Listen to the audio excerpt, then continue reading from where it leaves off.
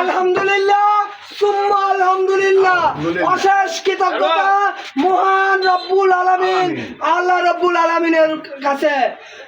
দীর্ঘ 17 বছরের আন্দোলন সংগ্রামের বিজয় হয়েছে, রাজপথের বিজয় হয়েছে।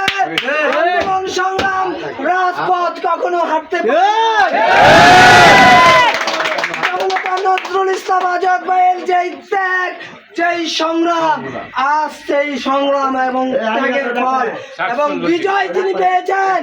বিএনপির ভারপ্রাপ্ত চেয়ারম্যান দেশনায়ক তারেক রহমান ধানের শীষের কৃষক হিসাবে এই হাজারে আপনারা শুনেছেন কিছুক্ষণ আগে বিএনপির মহাসচিব, সম্মানিত মহাসচিব মির্জা ফখরুল ইসলাম আলমগীরের মুখে নারায়ণগঞ্জ 2 আসনে জননেতা নজরুল ইসলাম আজাদ ভাইকে ধানের শীষের আমাদের সংগ্রাম আজ বিজয় অর্জন করেছে। পতন হয়েছে যারা ধানের শীষের পক্ষে কাজ করেছে, হতে পারে তাদের নেতা ভিন্ন, কিন্তু দলে কে সুমনের রাজনীতি করেছে, কে আঙ্গুর সাহেবের রাজনীতি করেছে, কে পারভিনের রাজনীতি করেছে, সব ভুলে গেছি। কাজ করবে আমরা তাদেরকে বুকে টেনে নিব, যারা সুমনের লোক আমরা তাদেরকেও বুকে টেনে নিব, তাদেরকেও বুকে টেনে নিব। আমরা আতাউর রহমান খান আঙ্গুর সাহেবের লোকদেরও টেনে নিব। আমাদের প্রতীকে আমাদের দলের নেতা ভিন্ন থাকতে পারে, 2500 এখন আমাদের একমাত্র নেতা জননেতা নজরুল ইসলাম আজাদ।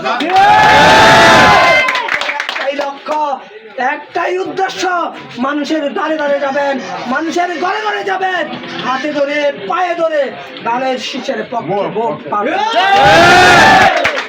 সবার ঘরে ঘরে জননেতা নজরুল ইসলাম আজাদ ভাইয়ের দাওয়াত পৌঁছে দিন। আওয়ামী লীগের পতন হয়েছে, ফ্যাসিবাদের পতন হয়েছে, গুন্ডা বাবুর পতন হয়েছে। বাবু আর 2500 ফিরে আসবে না, আওয়ামী লীগ আর 2500 ফিরে আসবে না। এই দেশের সাধারণ জনগণের দল বিএনপি, জনগণের নেত্রী খালেদা জিয়া, সাধারণ জনগণের নেতা দেশনায়ক তারেক, 2500 মাটি মানুষের নেতা জননেতা নজরুল ইসলাম আজাদ ভাইকে